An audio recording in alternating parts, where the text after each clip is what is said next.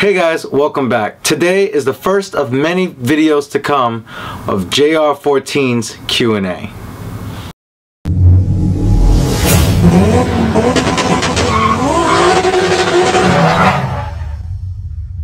Hope you had a great weekend. It is Monday. I wanted to let everyone know before we get started with the Q&A video, there is a situation on right now with YouTube. If you are a YouTuber and you are under this threshold, I'm sure you've gotten an email from YouTube.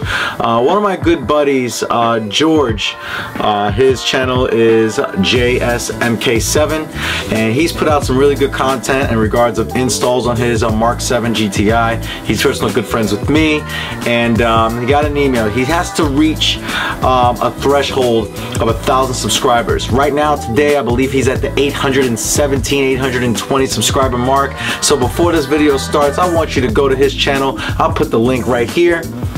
Where? Right over there on that side of the screen, right above my head in the corner there. But I'll put a link to his channel. Make sure you hit his channel, smash that subscribe button if you like Mark 7 content just like myself. And we're definitely going to be doing some collaborations in the future, so you definitely want to stay tuned to that. So you might want to stay tuned to his channel as well as my channel here on JR14. Like I said, here is the first video of many of Q&As for JR14. Now, if you need to get in contact with me, or if you have some questions on any of the videos that I create, you can either do one of two things. Well, yeah, one of two things. One, on that specific video, you can leave a comment in the description below on the video that you're currently watching that you have a question on, and I'll make sure I do my best to get back to you.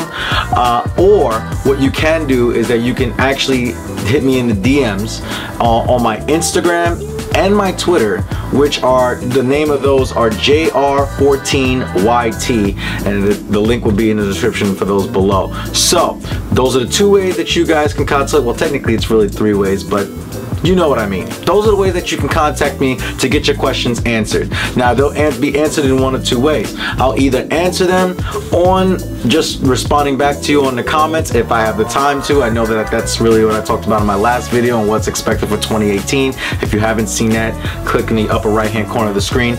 But if I do not reply back to you, I'll do my best to incorporate them in these Q&A videos. I think that's the best way to be efficient in this way of actually you know, trying to get questions answered.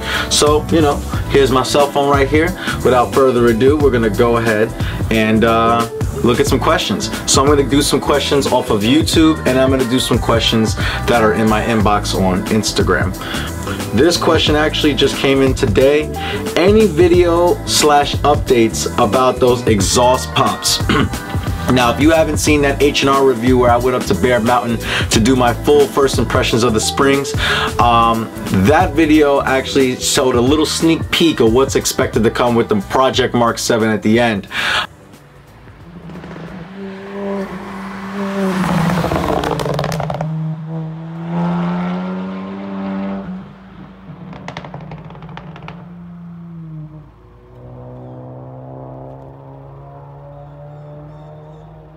Currently, the car is going through some changes, and one of those changes is the exhaust note. So it's not technically the exhaust note. I'm sure everyone's heard of the APR pops and burbles for the exhaust tune, and I actually incorporated that at the end of the H&R review video.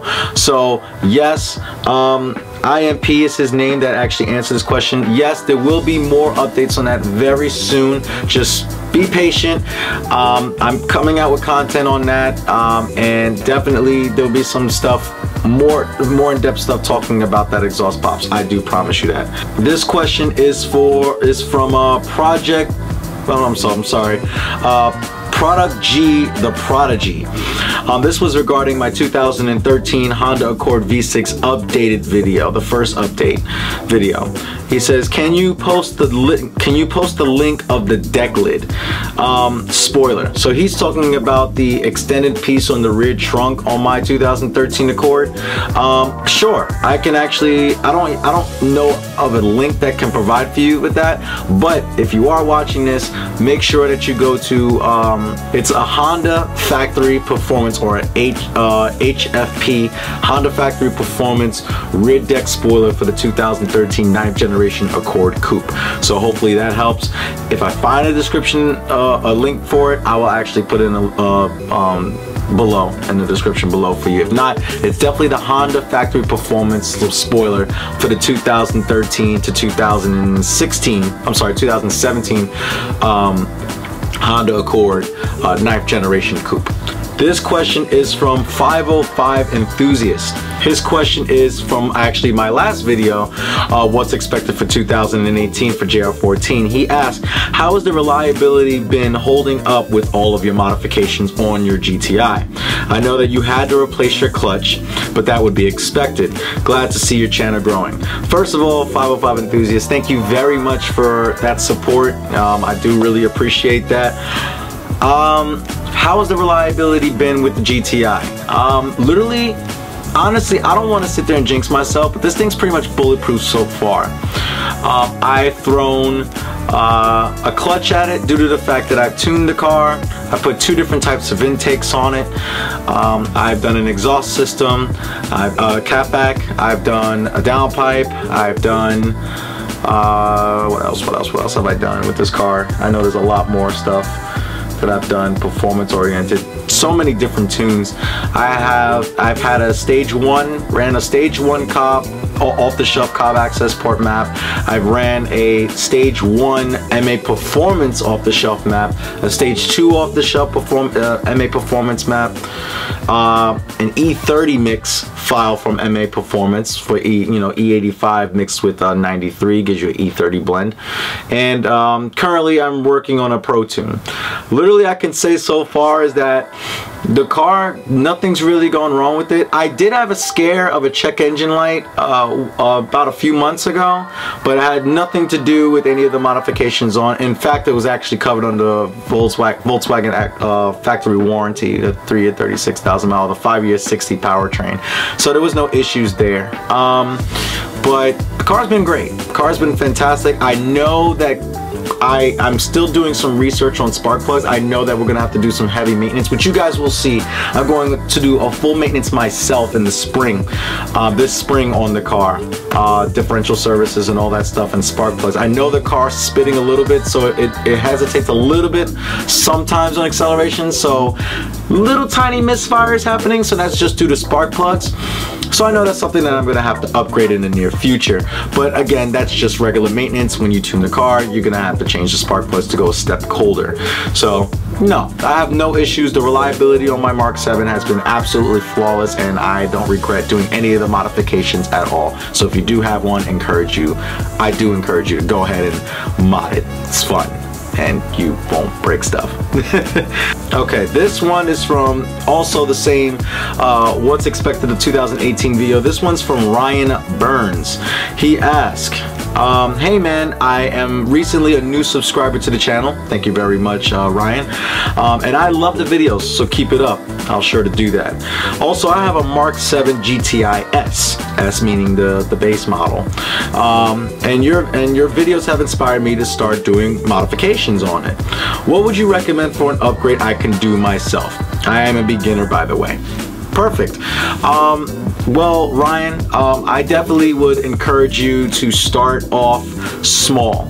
If you're doing this yourself, you want to learn. I've done all these modifications myself with this vehicle, so you really don't necessarily have to worry about just literally most of the stuff that you buy as far as modifications or like an intake or an exhaust usually comes with instructions, and usually instructions are straightforward. But literally, the way I started off was with an intake.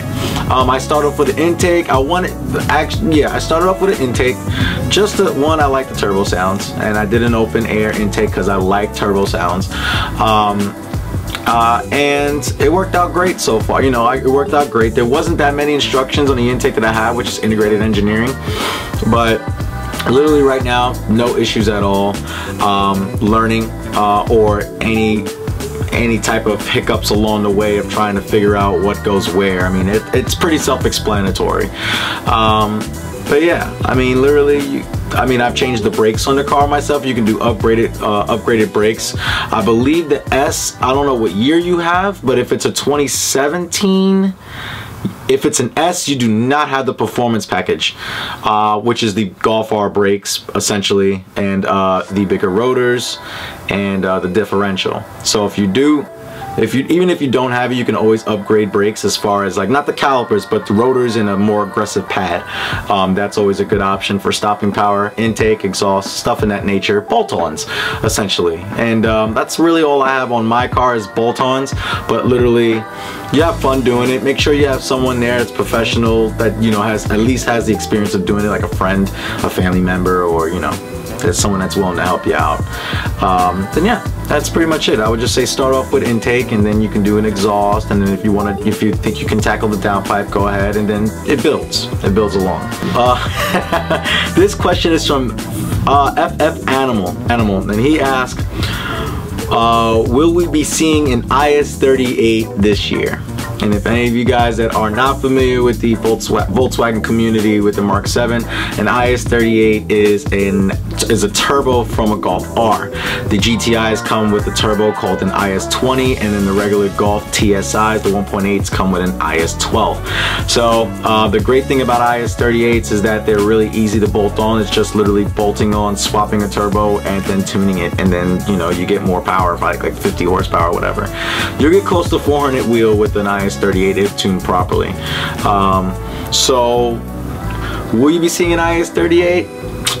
I would love to, and eventually yes. I don't know if you ever saw this video with Lucas the camera, Lucas with the camera.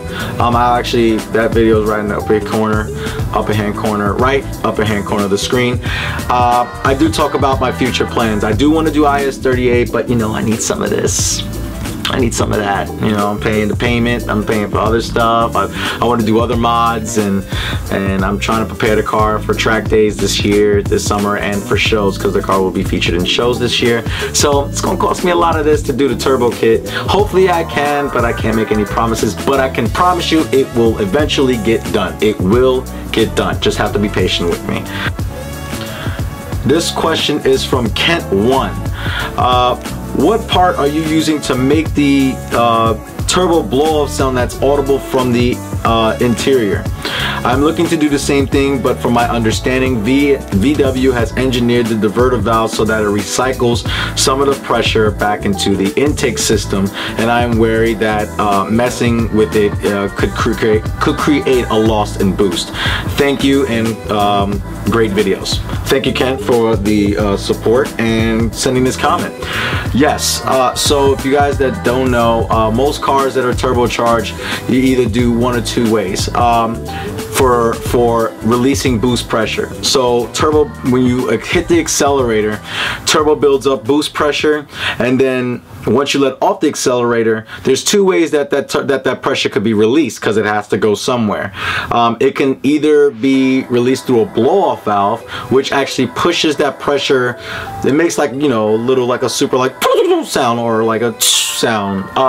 That is a blow-off valve, and that pushes the air into the atmosphere. Doesn't recirculate in the system, it just goes into the atmosphere. Our systems and our Mark 7s are diverter valves, so that same power, that same pressure for boost circulates right back into the intake system. So so that's what we have. I know a couple of people that have actually changed their diverter valve altogether, put a block off plate, and made a custom kit for a blow-off valve. I know HKS does it, Grizzly TV's done it. I know that Forged makes and sells a blow-off valve kit for the Mark 7 GTI, and I believe they do it for the Golf R as well. What I actually did, I didn't want to actually change the ergonomics of how Volkswagen wants things to circulate through the car. You know, I feel like they did enough R&D research to figure that out on their own. So what I ended up doing was I actually put a spacer. One, I have an open air intake, so you hear that through the intake all the time. That's what most people, so I mean, it's the real benefit of an open air intake is to get that whoosh sound. But to further that sound, there's also a little tool that you, not a tool, but like a little adapter that you can buy. So it spaces from the turbo to the diverter valve. There's a little spacer with like little slits in it, and it's actually from Torque Solutions. It's a diverter valve spacer, and it actually pushes some of that air slightly out, but pushes all of the rest of it back into the intake system as the diverter valve should normally function. But you'll definitely get some more sounds when you apply this adapter. I believe it's only 40 bucks. TorqueSolutions.com, they make really good parts. I think you can get it from Modded Euros. I believe ECS Tuning sells it as well, and other brands has it as well. So if you want to go that route, you can. You should be able to get that whooshing sound just from purchasing an intake, but if you don't even want to purchase an intake, you still want the whooshing sound, get that little $40 adapter and take those 3 bolts out that hold the diverter valve in the turbo and just put that on it. And it comes with new bolts that are longer, so you know, obviously you're putting an adapter on it, so you need a longer bolt to catch the threads in the turbo, and you'll be good to go. So that's an option that you could pick from. I'm gonna pick questions from my Instagram inbox. Thomas _ MKVII or Mark 7. He says, hey man, I wanted to start off by saying I love your videos and your car. Thank you, sir. I appreciate that. I have a 2017 GTI. I have a 2017 GTI S, and I'm looking for a clutch. In your opinion, how is the single mass flywheel versus the stock one? I have searched so much, seeing the pros and cons, talking to techs and advisors and other enthusiasts. I am just not sure anymore about this decision. My main concern is that the transmission won't last long since there are more vibrations and all. I hope to hear back from you, and I appreciate your time. Well, Thomas, I'm glad that you were able to message me on Instagram. I did see that, you know, you haven't messaged me before, so it says allow, so I allowed it, and I'm going to send you the link to this video so this answers your question. But I actually like the single mass flywheel a lot better. So a dual mass flywheel, the dual mass flywheel, the main purpose of it is to make the transmission and the gear changes of transitioning off the clutch seem more seamless and more refined. However, in my opinion, it lags the rev count, the revs. You get, I believe, in my opinion, I experienced more rev hang with the dual mass flywheel versus the single. So if any of you guys that don't know, or Thomas, if you don't know, I'm sure since you've seen my stuff you do know, but if you don't, I am running a South Bend Stage 2 endurance clutch, good up to about 450 torque, and that includes an upgraded clutch and a single mass flywheel and a more aggressive pressure plate. But the single mass flywheel, literally, it just seems more responsive. Like the car just seems ready to go because there's less of that buffer of refinement. It feels more raw. You feel a little bit more connected to the gear change and to the revs and to the engagement of the driving of a manual transmission. No, I don't think, I've never heard of anyone really blowing a transmission using a single mass flywheel, unless if you're absolutely sending it all the time and you're actually just don't know how to shift properly. But the transmissions that Volkswagen makes with the Mark 7 and a manual transmission is perfectly fine, and it's perfectly capable of handling the torque and also the single mass flywheel vibrations. You should have no worries at all. For right now, I have about almost 37,000 miles on it. In regards of this, the single mass flywheel, I track my car. I've tracked my car. I daily drive my car. I drive my car in a spirited manner most of the time, and I've never run into an issue regarding my clutch being able to hold the power, my pressure plate failing to hold the power or starting to slip,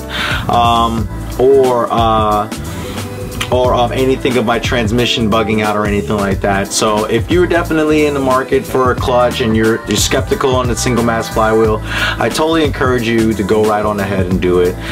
I've never heard, and I'm a part of the Volkswagen Mark 7 GTI international page where we all have these different topics that come up, and I've never heard of anyone blowing a transmission due to the fact of changing a clutch. In fact, that's usually the more common mod, is to changing a clutch and pressure plate to a single mass flywheel. So go right on ahead. South Bend makes a really good product, and also there's other brands out there that you can go with, but that if you want to know what I run, that's what I run, is the South Bend. So this is going to conclude the first Q&A for JR14. I hope you guys definitely did enjoy it. I'm definitely going to be doing this more, so more of your questions will get answered in a timely fashion now. If I don't answer them there, I'll definitely answer them on the YouTube channel through the comments or through the DMs on Instagram and Twitter. Like I said, you can contact me at JR14YT on Instagram and Twitter, and on JR14 on that specific video that you have a question on my YouTube channel. Also, just to recap, remember, my boy George JSMK7 has to reach 1,000 subscribers by February 20th. So let's make sure we get him there. He wants to monetize his videos. I don't blame him, and YouTube's really pushing this new algorithm. So let's just help him out, and just help him out. There's his link right there. So just make sure that you do that, and give him some support like you guys give me. And that's it. All right. I hope you guys have a great day. Thank you for tuning in to JR14 today, and definitely there's a lot more to come, a lot more content definitely to come, and I hope you guys have a great one. Take care.